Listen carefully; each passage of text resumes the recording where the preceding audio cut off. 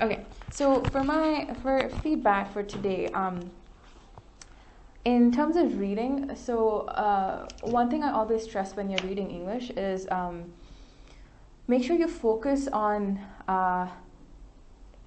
pronouncing the words right, and a very, very important thing about pronunciation, when you're pronouncing a word, don't think about pronouncing it with an American accent, because accent is not the same as proper pronunciation.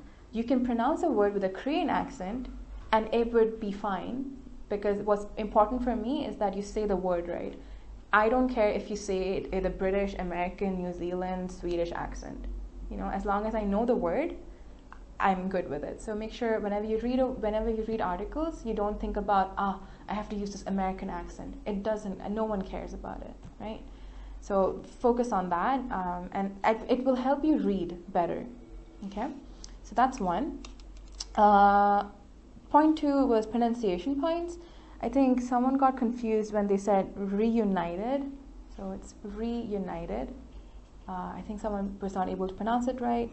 And then hopes. So it's hopes, not hops, hopes. Like hopes and dreams, so hopes. And then when you're trying to say someone is richer than you, that's how you would say, like, this person is richer than I am, or this person is, he or she is financially in a better position than I am, right? Then when you don't really care about someone, like you don't really think highly of them, like you don't think, oh, they're so good, but you don't also think they're bad. You're just like, I don't really care. A good word to use in that time is indifferent. So if I didn't care about idols, I can just say, oh, I'm indifferent about idols, about idol groups. And then we talked about childhood, right? Something we listened to, read as a child, and we have grown up. So we'll say, I have grown up listening to Beatles. I have grown up listening to like 동방신기, or I have grown up reading Harry Potter, right? Then if you have a contract with someone for a long time, either in a company or whatever, you would say it like this: I was, or I am in a contract with blah blah company for so many years, for 10 years, for 5 years, right? So for the slave contract, for example, 동방신기 was in a slave contract with SM for 10 years. And then if someone is not treated properly, you can say they were mistreated. So mistreated is a good word. Then for ballad, so it has a Korean pronunciation. So with English, you'll say ballads, right? Ballads. Yeah.